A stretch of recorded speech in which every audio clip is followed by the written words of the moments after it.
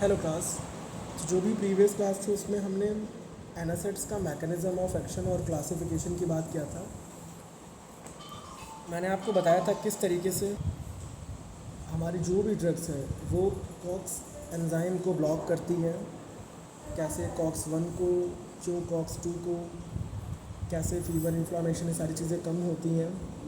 तो inhibition of साइक्लोऑक्सीजिनेस enzyme की हमने बात कर लिया था। एंड अभी जो हम बात करेंगे वो रहेगा थोड़ा सा एंटी इन्फ्लामेटरी एक्शन के बारे में।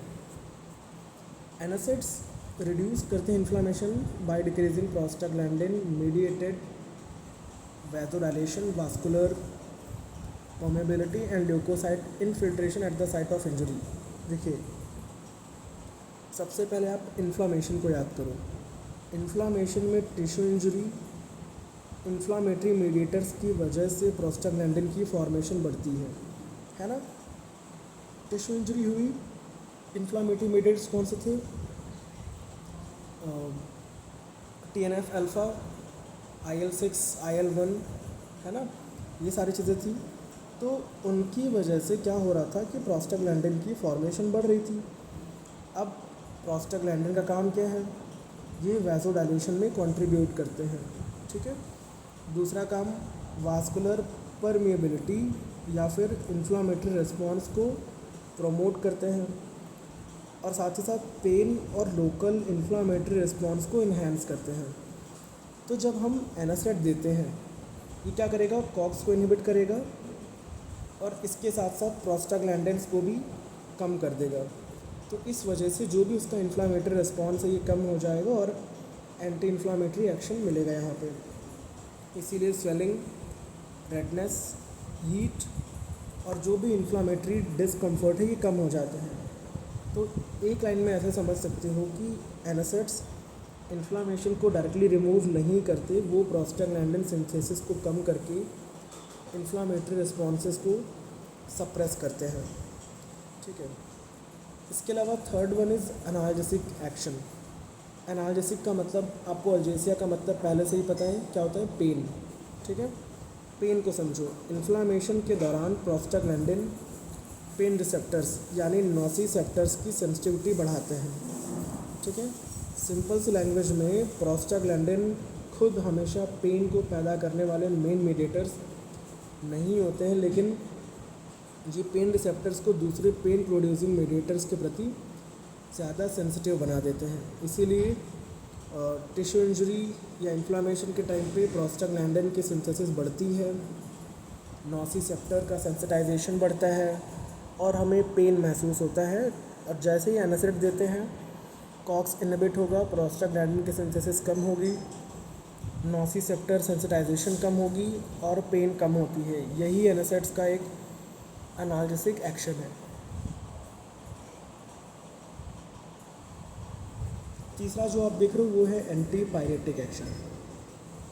अब फीवर वाला मैकेनिज़्म समझते हैं। जब इन्फेक्शन या इन्फ्लामेशन होता है तो इन्फ्लामेटरी साइटोकाइंस, अभी मैंने बोला IL-6, IL-1, TNF अल्फ़ा, ठीक है, ये जैसे ये हाइपोथैलेमस पर इफ़ेक्ट करते हैं। इससे क्या होता है? प्रोस्टाग्लैंडिन E2 ये बढ़ना शुरू होता है और हाइपोथैलेमिक टेम्परेचर सेट पॉइंट बढ़ जाता है। मतलब बॉडी का जो थर्मोस्टेट एक नॉर्मल टेम्परेचर से ऊपर सेट हो जाता है। एग्जांपल के तौर पर सेट पॉइंट हमारा 37 डिग्री सेल्सियस है अप्रॉक्सीमेटली, तो फीवर में सेट पॉइंट ऊपर चला जाता है। अब एनासिड क्या करेगा? एनासिड कॉक को इनहिबिट करेगा, PGE2 सिंथेसिस को कम करेगा, हाइपोथैलेमिक सेट पॉइंट वापस नॉर्मल की तरफ, ठीक है, हीट लॉस मैकेनिज़म्स एक्टिवेट होंगे, बॉडी टेम्परेचर कम होगा। इसीलिए एनासिड को हम कह सकते हैं कि एंटी पायरेटिक एक्शन भी इससे हमें मिलता है। तो हाइपोथैलेमस को बॉडी का थर्मोस्टैट समझिए। फीवर में थर्मोस्टैट का सेटिंग ऊपर चला जाता है, एनासिड PGE2 को कम करके इस सेटिंग को नॉर्मल की तरफ लेके आता है, ठीक है। यही तरीके से आप इसको इसी तरीके से समझ सकते हो। इसके अलावा anti platelet action specific to some NSAIDs. अब यहाँ पे एक इम्पॉर्टेंट डिस्टिंक्शन बनता है। ठीक है। हर एनासिड क्लिनिकली इम्पॉर्टेंट एंटीप्लेटलेट ड्रग नहीं है, ठीक है। बेसिकली यहाँ पे एक्शन स्पेशल टाइप से एस्पिरिन के साथ में इम्पॉर्टेंट है। देखो प्लेटलेट्स में क्या होता है, जैसे कि होगा क्या कि एराकिडोनिक एसिड हमारा बना, ठीक है, इसने COX-1 को एक्टिवेट किया, ठीक है, ठीक है। इसके अलावा COX-1 में क्या होता है, प्रोस्टाग्लैंडिन के बाद इसमें थ्रोम्बोक्सिन को भी एक्टिवेट करता है, ठीक है। THX या TXA2 थ्रोम्बोक्सिन को आप कह सकते हो। इससे क्या होता है, प्लेटलेट्स एग्रीगेट होना, एग्रीगेट करने मतलब प्लेटलेट्स का एक्टिवेट होकर एक साथ आके चिपकना शुरू हो जाती है, प्लेटलेट का एग्रीगेशन और वैसोकॉन्स्ट्रिक्शन, ठीक है। अब same thing TXA2 platelet aggregation और वैसोकॉन्स्ट्रिक्शन को प्रमोट करता है। एस्पिरिन क्या करेगी, COX-1 को इनहिबिट किया, इस वजह से थ्रोम्बोक्सिन का भी इनहिबिशन शुरू हो गया। अब थ्रोम्बोक्सिन नहीं है तो प्लेटलेट्स एग्रीगेट नहीं होंगी, जब प्लेटलेट एग्रीगेट नहीं होंगी तो इसके साथ साथ आगे एंटी प्लेटलेट एग्रीगेशन हमें या इफेक्ट हमें देखने को मिलेगा। तो एस्पिरिन की स्पेशल प्रॉपर्टी, ये पॉइंट ज़रूर समझो कि एस्पिरिन COX को इरिवर्सिबल तरीके से इनहिबिट करता है। किस तरीके से, इरिवर्सिबल तरीके से। तो प्लेटलेट्स में क्या होता है, न्यूक्लियस नहीं होता है, इसीलिए प्लेटलेट नया COX एंजाइम जो है आसानी से सिंथेसाइज नहीं कर पाता। इसीलिए एस्पिरिन का एंटी प्लेटलेट इफेक्ट प्लेटलेट की पूरी लाइफ स्पैन तक बना रहता है, रफली 7 से 10 दिन तक। यही रीज़न है कि लो डोज एस्पिरिन का anti platelet effect clinically important है, ठीक है। तो हमने कई बार ये मैकेनिज़्म समझ लिया है, ठीक है, कि कैसे क्या होगा इसका ओवरऑल, कैसे हमारी नॉर्मल पैथोफिजियोलॉजी थी, कैसे हमारी ड्रग ने एक्ट किया यहाँ पे, ठीक है। अभी जो हम नेक्स्ट बात करेंगे वो होगा pharmacokinetics of non steroidal anti inflammatory drugs. Okay, जो नेक्स्ट हमारा इसमें पार्ट शुरू होना है वो है pharmacokinetics of non steroidal anti inflammatory drugs. अब फार्माकोकाइनेटिक्स आपने पहले भी काफ़ी बार पढ़ा है, इसका मतलब है बॉडी ड्रग के साथ क्या करती है, ठीक है। इसमें 4 मेन प्रोसेसेस हैं, ADME, एब्जॉर्प्शन, डिस्ट्रीब्यूशन, मेटाबॉलिज्म और एक्सक्रीशन, ठीक है। तो फर्स्टली हम बात करेंगे एब्जॉर्प्शन की। Most of the NSAIDs generally well absorb हो जाती हैं GI ट्रैक्ट के थ्रू। जब भी हम टैबलेट या कैप्सूल्स ओरली दिया जाता है तो ओरल एडमिनिस्ट्रेशन के बाद हमारी GI ट्रैक्ट, ठीक है, GI ट्रैक्ट में जाएंगे, फिर ड्रग डिज़ोल्व होगी, ब्लड में एब्जॉर्ब होगी और सिस्टमिक सर्कुलेशन तक पहुंचेगी। एनासिड्स की एब्जॉर्प्शन इतनी अच्छी क्यों होती है अगर हम बोलें तो most of the NSAIDs relatively lipid soluble weak acidic drugs होते हैं, इसीलिए GI ट्रैक्ट से काफ़ी अच्छी एब्जॉर्प्शन हो सकती है। इनकी एब्जॉर्प्शन में स्टमक और स्मॉल इंटेस्टाइन दोनों कंट्रीब्यूट कर सकते हैं, लेकिन जनरली स्मॉल इंटेस्टाइन की जो लार्ज सरफेस एरिया की वजह से सिस्टमिक एब्जॉर्प्शन में उसका इम्पॉर्टेंट रोल होता है, ठीक है। तो फूड का इफ़ेक्ट क्या होगा, बेसिकली अगर हम बात करें, कुछ फूड्स एनासिड्स की एब्जॉर्प्शन की रेट को स्लो कर सकते हैं। हालांकि टोटल अमाउंट एब्जॉर्ब्ड हमेशा ड्रामेटिकली कम हो ऐसा ज़रूरी नहीं है। तो एनासिड्स को फूड के साथ लेने पे गैस्ट्रिक इरिटेशन कम हो सकती है, लेकिन फूड एब्जॉर्प्शन की स्पीड को अफेक्ट कर सकता है, ठीक है। सो ओवरऑल आपने ये समझा ओवरऑल एब्जॉर्प्शन कैसे होना है इसका। डिस्ट्रीब्यूशन की बात करें तो एब्जॉर्प्शन के बाद ड्रग ब्लड में जाती है, ठीक है, और फिर बॉडी टिश्यूज़ में डिस्ट्रीब्यूट होती है। एनासिड्स की एक इम्पॉर्टेंट कैरेक्टरिस्टिक है, ठीक है, हाई प्लाज्मा प्रोटीन बाइंडिंग। बहुत से एनासिड्स पर्टिकुलरली एल्बुमिन से स्ट्रांगली बाइंड होते हैं, ठीक है। सिंपल फ्लो में कि एनासिड ब्लड में जाएंगे, फिर प्लाज्मा एल्बुमिन से बाइंड होंगे एंड टिश्यूज़ में डिस्ट्रीब्यूट होना शुरू होंगे। तो ड्रग का एक हिस्सा प्रोटीन बाउंड होता है और एक हिस्सा फ्री अनबाउंड, ठीक है, फ्री या फिर अनबाउंड। फ्री ड्रग क्या होती है, मैंने आपको पहले ही बताया, फ्री ड्रग ही टिश्यूज़ में आसानी से जा सकती है और फार्माकोलॉजिकल एक्शन प्रोड्यूस कर सकते हैं। इसीलिए protein bound drug temporarily inactive या एक रिजर्वायर फॉर्म में रहती है and free drug pharmacologically active fraction में होती है। हालांकि ये ओवर सिंप्लीफिकेशन है कि प्रोटीन बाइंडिंग डायनेमिक और रिवर्सिबल होती है, ठीक है। सो इन्फ्लाम टिश्यूज़ में डिस्ट्रीब्यूशन क्या होगा, एनासिड्स इन्फ्लामेशन वाली जगहों तक भी पहुंचती है। इन्फ्लामेशन साइट पे ड्रग का कॉन्सेंट्रेशन और इफ़ेक्ट ड्रग की फिजियोकेमिकल प्रॉपर्टीज़ और लोकल टिश्यूज़ कंडीशन पर डिपेंड करता है। इसीलिए एनासिड्स सिस्टमिक एडमिनिस्ट्रेशन के बाद भी इन्फ्लाम टिश्यू में अपना थेरापेटिक इफेक्ट दे सकती हैं, ठीक है। तो well then NSAIDs also cross the blood brain barrier, ठीक है। तो कुछ हद तक ये कंट्रीब्यूट करती हैं their central analgesic and antipyretic effect. They can also cross placenta है, और ये ब्रेस्ट मिल्क के थ्रू भी एक्सक्रीट हो सकते हैं, which is important in pregnancy and lactation. थोड़ा सावधानी से देना या फिर कैसे सोच समझ के, ये हमारा कॉन्सेप्ट यहाँ पे आ जा रहा है। अगला हमारा कंसर्न है मेटाबॉलिज्म, ठीक है। थर्ड स्टेप हमारा क्या है, मेटाबॉलिज्म। मेटाबॉलिज्म का मतलब ड्रग का एक chemical modification. Most of the NSAIDs का मेटाबॉलिज्म मेनली लीवर में होता है। तो लीवर में हमारी एनासिड फेज़ 1 रिएक्शंस या फिर फेज़ 2 रिएक्शन जो कॉन्जुगेशन रिएक्शन होती है, इससे मोर पोलर मेटाबोलाइट्स बनते हैं। इन मेटाबोलाइट्स को बॉडी के लिए एलिमिनेट करना कंपैरेटिवली इजी हो जाता है। तो कौन से एंजाइम्स, कई एनासिड्स का मेटाबॉलिज्म साइटोक्रोम P450 एंजाइम्स के थ्रू होता है, ठीक है। तो जबकि कुछ ड्रग्स कॉन्जुगेशन पाथवे से मेटाबोलाइज होती हैं, इसीलिए सभी एनासिड्स का मेटाबॉलिज्म बिल्कुल सेम तो नहीं होता है, ठीक है। तो ऑक्सीडेशन या कॉन्जुगेशन या अलग अलग तरीके से इनका मेटाबॉलिज्म यहाँ पे होता है। नेक्स्ट हमारा है एक्सक्रीशन। देखिए मेटाबॉलिज्म के बाद ड्रग और उनके जो भी मेटाबोलाइट्स हैं, ये बॉडी से बाहर निकलते हैं। तो एनासिड्स की जो एलिमिनेशन का एक मेजर रूट जनरली किडनी के थ्रू यूरिन फॉर्म में है, लेकिन कुछ ड्रग्स मेटाबोलाइट्स पाइल्स और फीसेस के थ्रू भी एलिमिनेट हो सकते हैं। इसीलिए लिवर मेटाबॉलिज्म में काम करेगा, पोलर मेटाबोलाइट्स बनाएगा, किडनीज तक पहुँचेगी और यूरिनरी एक्सक्रीशन जो है यहाँ पे देखने को मिलेगा, ठीक है। देन ऐसे पेशेंट जो किडनी से प्रॉपर ठीक नहीं है, रीनल इम्पेयरमेंट है, तो उनके लिए क्या है कि एनासिड्स एक्यूमुलेट हो सकती है, रिस्क ऑफ टॉक्सिसिटी हो सकता है, ठीक है। एंड यूरिनरी पीएच इन्फ्लुएंस हो सकता है the rate of excretion of some NSAIDs also. Half life की बात करें, बहुत important pharmacokinetic term. Half life एक ऐसा टाइम है जिसमें प्लाज्मा में ड्रग की कॉन्सेंट्रेशन लगभग 50% कम हो जाती है, ठीक है।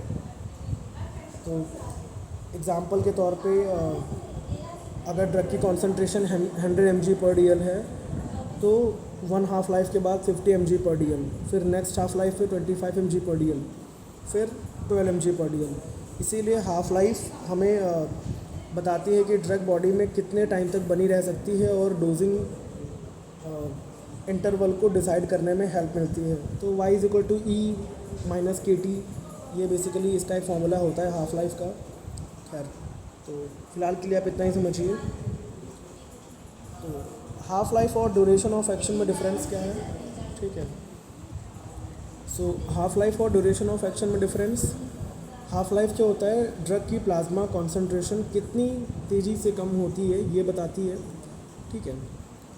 ड्यूरेशन ऑफ एक्शन का मतलब ड्रग का जो भी फार्माकोलॉजिकल या थेरापेटिक इफेक्ट है कितने टाइम तक रहता है ये बताता है। दोनों रिलेटेड हैं, दोनों एग्जैक्टली सेम चीज़ नहीं है, क्योंकि ड्यूरेशन ऑफ एक्शन केवल प्लाज्मा हाफ लाइफ पर डिपेंड नहीं करता। इसमें receptor enzyme interaction, active metabolites, tissue distribution, irreversible enzyme inhibition, ये जैसी चीज़ें भी इंपॉर्टेंट हो सकती हैं, ठीक है। तो शॉर्ट एक्टिंग एनासिड्स में आप देख रहे हो, ठीक है। शॉर्ट एक्टिंग जिन एनासिड्स की एलिमिनेशन रिलेटिवली फास्ट होती है और जिनकी हाफ लाइफ शॉर्ट होती है, उनको हम ब्रॉडली शॉर्ट एक्टिंग कहते हैं। इनका इफेक्ट रिलेटिवली कम टाइम तक रहता है, तो इसीलिए इनको हम मोर फ्रिक्वेंट डोजिंग की थोड़ा सा ज़रूरत पड़ती है। एग्जांपल्स में आइबुप्रोफेन, कीटोप्रोफेन, डाइक्लोफेनेक, ठीक है। यहाँ पे एग्जैक्ट ड्यूरेशन, फॉर्मुलेशन और पेशेंट फैक्टर्स पर डिपेंड कर सकती है, ठीक है। तो लॉन्ग एक्टिंग का मतलब है कि हाफ लाइफ रिलेटिवली थोड़ा ज़्यादा होती है, एलिमिनेशन स्लो होता है इनका, ड्रग बॉडी में लॉन्गर टाइम रहती है, ठीक है, लॉन्गर डोजिंग इंटरवल पॉसिबल होती है। तो एग्जांपल में नेप्रोक्सेन, पेरोक्सिकैम, मेलोक्सिकैम, टेनोक्सिकैम, ठीक है, ये सारी चीज़ें। अभी हम नेक्स्ट बात करेंगे factor affecting pharmacokinetics. Age, elderly patients में हेपेटिक मेटाबॉलिज्म कम हो सकता है, रीनल क्लियरेंस कम हो सकती है, बॉडी का कंपोजिशन चेंज हो सकता है, प्रोटीन बाइंडिंग में चेंजेस हो सकते हैं, इसीलिए ड्रग एक्यूमुलेशन का रिस्क थोड़ा सा ज़्यादा होता है, ठीक है। उसके अलावा लीवर डिजीज़ेज़, ठीक है, ये भी ड्रग मेटाबॉलिज्म, रीनल फंक्शन, अगर किडनी फंक्शन कम है तो क्लियरेंस रेट कम होगा, ड्रग या इसके मेटाबोलाइट्स एक्यूमुलेशन का रिस्क बढ़ जाएगा, एडवर्स इफेक्ट का रिस्क बढ़ जाएगा, इसीलिए रीनल इम्पेयरमेंट वाले पेशेंट्स में एनासिड्स का यूज़ केयरफुली कंसिडर किया जाता है। इसके अलावा हेपेटिक फंक्शन की बात करें, ठीक है, लीवर एनासिड्स के मेटाबॉलिज्म में इम्पॉर्टेंट है। अगर हेपेटिक फंक्शन इम्पेयरमेंट तो मेटाबॉलिज्म कम होगा, एलिमिनेशन स्लो होगा, प्लाज्मा कॉन्सेंट्रेशन बढ़ जाएगा, इसीलिए लीवर डिजीज़ेज़ फार्माकोकाइनेटिक्स को अफेक्ट कर सकती हैं। प्रोटीन बाइंडिंग या डिस्प्लेसमेंट, ठीक है, क्योंकि बहुत सारे एनासिड्स हाईली प्रोटीन बाउंडिंग होते हैं, तो अगर लो एल्बुमिन हुआ या हाई प्रोटीन बाउंड ड्रग्स हुई जैसे कंडीशंस, ये फ्री ड्रग कॉन्सेंट्रेशन को अफेक्ट कर सकते हैं, इसीलिए फार्माकोलॉजिकल इफ़ेक्ट और टॉक्सिसिटी दोनों ही अफेक्ट हो सकते हैं। फूड वगैरह भी है कि फूड एब्जॉर्प्शन के रेट को अफेक्ट कर सकता है, कुछ एनासिड्स को खाने के साथ देने पर गैस्ट्रिक इरिटेशन कम हो सकती है, हालांकि specific administration instructions drug to drug अलग हो सकती हैं। ड्रग इंटरेक्शंस भी हैं कि कुछ ड्रग्स एनासिड्स के metabolism, protein binding, renal elimination, इन चीज़ों को, जेनेटिक फैक्टर, बहुत सारी चीज़ें हैं, ठीक है। तो अभी ये रही ओवरऑल इसकी फार्माकोकाइनेटिक्स। जो हम नेक्स्ट बात करेंगे इसमें वो है uses of non steroidal anti inflammatory drugs की ये पेन रिलीफ में कैसे काम करेंगे, एंटी इन्फ्लामेटरी यूज़ कौन सा है, एंटीपायरेटिक यूज़ के लिए डिस्मेनोरिया, गाउट, कार्डियोवास्कुलर प्रोटेक्शन या अदर यूजेस। फिर उसके बाद साइड इफ़ेक्ट्स को पढ़ेंगे हम, जीआई इफ़ेक्ट्स क्या हैं, रीनल इफ़ेक्ट्स क्या होंगे, cardiovascular effect, hypersensitivity reactions, haematological effects, hepatic effects, उसके बाद प्रिकॉशंस क्या होंगे इसमें, ठीक है, and at the end contraindications, इन चीज़ों को डिटेल में समझेंगे। सो फर्स्टली हम बात करते हैं इनके यूजेस में, ठीक है। तो एनासिड्स को वाइडली यूज़ करते हैं due to their anti inflammatory, analgesic and antipyretic properties की वजह से, ठीक है। तो खैर, so firstly pain relief, NSAID का सबसे कॉमन यूज़ है पेन रिलीफ, ठीक है। ये पेन को कैसे कम करेंगे, हमने मैकेनिज़्म में पढ़ा था कि टिश्यू इंजरी हुई या इन्फ्लामेशन हुआ, कॉक्स की एक्टिविटी बढ़ी, प्रोस्टाग्लैंडिन्स का सिक्रीशन हुआ, पेन रिसेप्टर्स की सेंसिटिविटी बढ़ी और पेन हुआ। एनासिड्स इसी तरीके से क्या करेंगी, प्रोस्टाग्लैंडिन को रोक के, कॉक्स को रोक के पेन को कम करेंगी। तो आखिर एनासिड्स को कौन कौन से पेन्स में हम यूज़ करेंगे, particularly mild to moderate pain मैंने आपको बताया है, जो जिसमें हेडेक आता है हमारा, toothache, musculoskeletal pain, post operative pain, back pain, muscle joint pain, sprains या स्ट्रेन्स, और मेंस्ट्रुअल पेन। एग्जांपल के तौर पे ibuprofen, naproxen, diclofenac, ketorolac, etcetera etcetera, ठीक है। कीटोरोलॉग पोटेंट एनाल्जेसिक है और primary short term acute pain के लिए यूज़ किया जाता है। इसके प्रोलॉन्ग यूज़ से एडवर्स इफेक्ट का रिस्क थोड़ा सा बढ़ जाता है, ठीक है। उसके अलावा एंटी इन्फ्लामेटरी यूज़, एनासिड्स का दूसरा मेजर थेरापेटिक यूज़ है। इन्फ्लामेटरी कंडीशंस में प्रोस्टाग्लैंडिन का बढ़ जाना जिसकी वजह से इन्फ्लामेशन, पेन, स्वेलिंग। तो कॉमन इन्फ्लामेटरी कंडीशंस कैसे हैं, कौन सी हैं, जैसे rheumatoid arthritis, osteo arthritis, ankylosing spondylitis, इसके अलावा musculoskeletal inflammation, sprain strain, tendinitis या ब्रोसाइटिस, बहुत सारी चीज़ों में, ठीक है। तो इनमें से एनासिड्स मेनली पेन और इन्फ्लामेशन के सिम्टम्स को कंट्रोल करती है, ठीक है। देखो, अगर एनासिड्स अंडरलाइंग ऑटोइम्यून डिजीज़ को क्योर नहीं करते हैं, ठीक है, रूमेटॉइड आर्थराइटिस या ऑस्टियोआर्थराइटिस, ये ऑटोइम्यून प्रॉब्लम्स हैं, ठीक है। तो रूमेटॉइड आर्थराइटिस में मेनली ये सिम्टोमेटिक रिलीफ देते हैं कि हाँ सिम्टम्स जो आ रहे हैं उसको कंट्रोल कर लेंगे ये। इसके अलावा एंटीपायरेटिक यूज़ हमारा क्या होगा, ठीक है। एनासेड्स क्या करती हैं, ये फीवर को रिड्यूस कर सकते हैं, ठीक है। तो हमने फीवर का मैकेनिज़्म समझा, ठीक है। तो बॉडी टेम्परेचर को कम करने के लिए आइबुप्रोफेन, एस्पिरिन, नेप्रोक्सेन, ठीक है। एस्पिरिन सेलेक्टेड पेशेंट्स में, सेटिंग्स में। पैरासीटामॉल भी एक एक्सेलेंट एंटीपायरेटिक है, लेकिन पैरासीटामॉल को कभी भी हम ट्रेडिशनल एनासिड के क्लास में नहीं मानते हैं, इसीलिए हम उसको ऐसे नहीं डायरेक्टली नहीं बोल सकते हैं, ठीक है, क्योंकि इसका एंटी इन्फ्लामेटरी एक्शन थोड़ा सा पुअर है।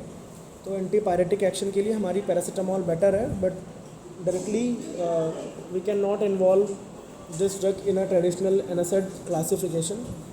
दैट्स वाई हम यहाँ पे आइबुप्रोफेन, एस्पिरिन और नेप्रोक्सेन का नाम लेंगे, ठीक है। उसके अलावा डिस्मेनोरिया, डिस्मेनोरिया का मतलब मेंस्ट्रुअल पेन या पेनफुल मेंस्ट्रुएशन। मेंस्ट्रुएशन के टाइम पे यूट्राइन एंडोमेट्रियम से प्रोस्टाग्लैंडिन की प्रोडक्शन बढ़ सकती है। तो अगेन प्रोस्टाग्लैंडिन का सिंथेसिस बढ़ा तो मेंस्ट्रुअल क्रैम्प्स या पेन आना शुरू हुआ, ठीक है। तो हमारी ड्रग क्या करती है, यूट्राइन कॉन्ट्रैक्शंस और पेन को कम करती है, इसीलिए एनासिड्स प्राइमरी डिस्मेनोरिया में कॉमनली यूज्ड हैं, जैसे कि आइबुप्रोफेन है, नेप्रोक्सेन है, मेफेनेमिक एसिड है, ये सारी चीज़ें, ठीक है। Next gout. अब एक्यूट गाउट एक बेसिकली एक इम्पॉर्टेंट एप्लीकेशन है, ठीक है। गाउट में क्या होता है कि यूरिक एसिड क्रिस्टल्स बढ़ जाते हैं जो कि जॉइंट में डिपॉजिट होना शुरू हो जाते हैं, ठीक है। एक्यूट इन्फ्लामेशन होना शुरू हो जाएगा, सीवियर पेन, स्वेलिंग और रेडनेस, ठीक है। तो कॉक्स इनिबिशन होगा, प्रोस्टाग्लैंडिन मेडिएटेड इन्फ्लामेटरी रिस्पॉन्स कम होगा और पेन और इन्फ्लामेशन भी कम होगा, इसीलिए एनासिड एक्यूट गाउट अटैक में यूज़फुल है। एंडोमेथासिन, नेप्रोक्सेन, आइबुप्रोफेन, लेकिन एनासिड्स एक्यूट गाउट के इन्फ्लामेशन और पेन को कंट्रोल करते हैं, ये यूरिक एसिड लेवल को डायरेक्टली लोअर नहीं करते हैं। इसके अलावा कार्डियोवास्कुलर प्रोटेक्शन की बात करें तो देखो एस्पिरिन सबसे बेटर है। ये पॉइंट थोड़ा स्पेसिफिकली लो डोज एस्पिरिन से रिलेटेड है। एस्पिरिन क्या करता है कि इरिवर्सिबल प्लेटलेट कॉक्स 1 इनिबिशन करता है, तो जिसकी वजह से प्लेटलेट का एग्रीगेशन कम हो जाता है, जिससे क्या होता है थ्रोम्बस का जो फॉर्मेशन का रिस्क है ये भी कम हो जाएगा। इसीलिए सिलेक्टेड पेशेंट्स में लो डोज एस्पिरिन का यूज़ करते हैं, ताकि जो मायोकार्डियल इन्फाक्शन है उसका सेकेंडरी प्रिवेंशन देखा जा सके, secondary prevention of ischaemic stroke, ठीक है, सर्टेन कार्डियोवास्कुलर कंडीशंस वगैरह, इन सारी चीज़ों में। लेकिन कार्डियोवास्कुलर प्रोटेक्शन के लिए सभी एनासिड्स यूज़फुल नहीं होते हैं। जहाँ पे मेनली लो डोज एस्पिरिन का एक स्पेसिफिक एंटीप्लेटलेट यूज़ है, और एस्पिरिन प्राइमरी प्रिवेंशन में हर व्यक्ति के रूटीनली रिकमेंडेड नहीं है, क्योंकि ब्लीडिंग रिस्क को भी कंसिडर करना पड़ता है यहाँ पे, इस वजह से। अदर यूजेस में आ जाता है कि टेंडनाइटिस, ब्रोसाइटिस, स्प्रेन्स, स्पोर्ट इंजरीज या एक्यूट सॉफ्ट टिश्यू इन्फ्लामेशन, ठीक है, ये सारी चीज़ें। अभी हम नेक्स्ट बात करेंगे साइड इफ़ेक्ट्स के लिए। तो पहला साइड इफ़ेक्ट हम बात करेंगे जीआई साइड इफ़ेक्ट्स के बारे में। सबसे इम्पॉर्टेंट एडवर्स इफ़ेक्ट का ग्रुप है ये। क्योंकि मैंने आपको बताया था कि ये क्या करेंगी हमारे स्टमक में। चलो मैं आपको कुछ अलग तरीके से बता रहा हूँ यहाँ पे।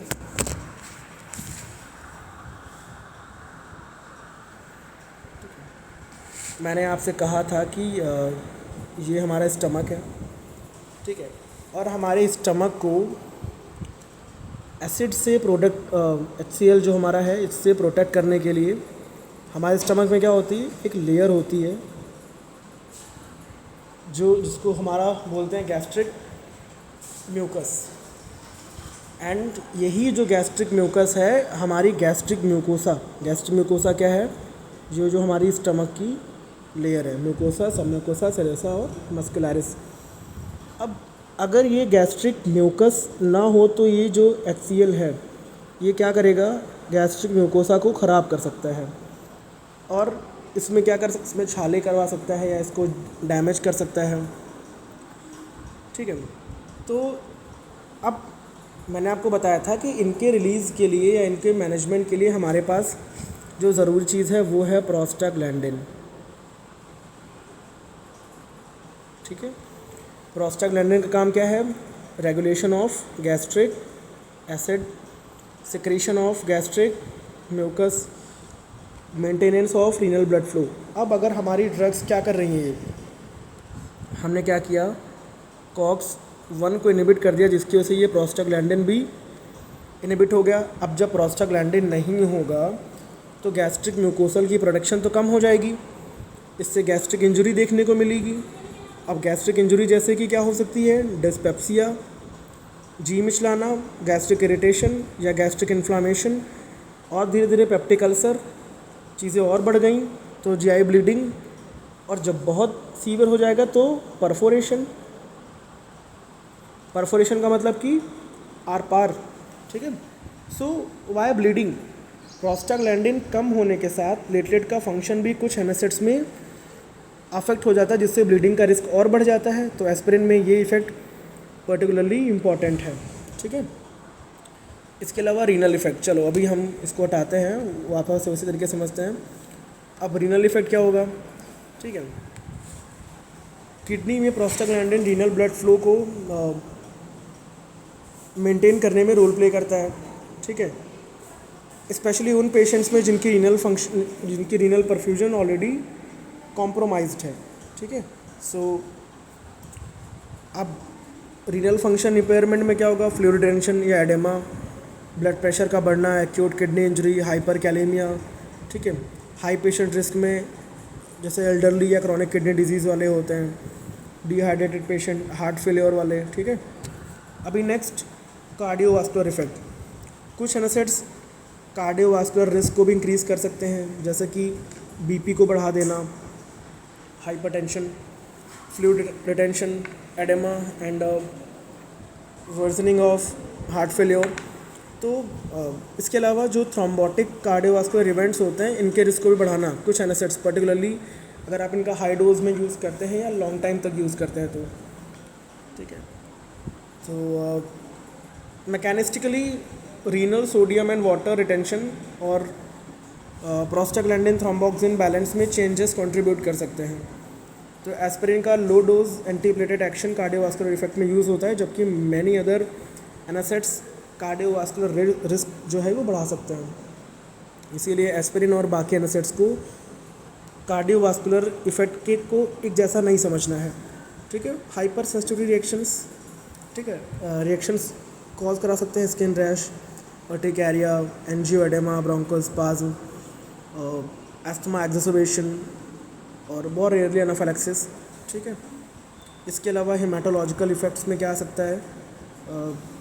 एनासिड्स ब्लड प्लेटलेट्स पर भी इफ़ेक्ट डाल सकते हैं, तो इसीलिए हेमाटोलॉजिकल में क्योंकि इसमें ब्लीडिंग की टेंडेंसी बढ़ जाती है, तो प्रोलॉन्ग ब्लीडिंग टाइम या इजी ब्रोशिंग या जीआई ब्लीडिंग हो सकता है।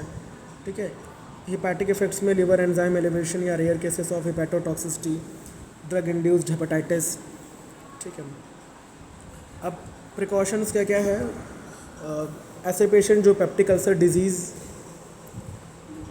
वाले हैं उनमें थोड़ा सा प्रिकॉशसली यूज़ करें, क्योंकि ऑलरेडी स्टमक की प्रॉब्लम है। ठीक है, अगर रीनल इम्पेयरमेंट है तब भी प्रिकॉशसली यूज़ करें। ठीक है, and use carefully in patients with cardiovascular diseases, risk of heart complications. ठीक है, एल्डरली पेशेंट्स में लंबे समय तक यूज़ ना करें इनको। ठीक है, एंड एस्थमेटिक पेशेंट्स में सावधानी से यूज़ करें। ब्रोंकोस्पाज्म को ये ट्रिगर कर सकता है, अभी मैंने आपको बताया। प्रेगनेंसी में अवॉइड करो, स्पेशली थर्ड ट्राइमेस्टर में। ठीक है, and do not combine multiple NSAIDs with alcohol. ठीक है, तो ओवरऑल ये बहुत सारे प्रिकॉशंस हैं यहाँ पे जिनको हमें समझना होगा, और इसके अलावा कुछ कॉन्ट्राइंडिकेशंस भी आते हैं। ठीक है, कि इनको कब नहीं लेना है। ठीक है, तो active GI bleeding, active peptic ulcer disease है। ठीक है, तो ऐसे केसेस में इनको यूज़ नहीं करना है। अगर कभी पहले एनासिड से रिएक्शन हुआ है तब उसे यूज़ नहीं करना है। एनाफिलैक्सिस है, एंजियोएडेमा है, सीवियर अर्टिकारिया, इन सारी चीज़ों में। ठीक है, pre operative coronary artery bypass grafting की सेटिंग्स में भी इसको यूज़ नहीं करना है। प्रेगनेंसी के 3rd ट्राइमेस्टर में भी इसको यूज़ नहीं करना है। तो बहुत सारी चीज़ें हैं कि ऐसे केसेस में हम लोग इन ड्रग्स को यूज़ ना करें तो बेटर है। तो ओवरऑल अभी हमारा कंप्लीट NSAID का चैप्टर ख़त्म हुआ, ठीक है। अभी जो हमारा नेक्स्ट आएगा वो हमारी कार्डियोवास्कुलर ड्रग्स आएंगी, जिसमें हम देखते हैं आगे क्या पढ़ना है। बाकी मिलेंगे आपसे नेक्स्ट क्लास में। So thank you and welcome.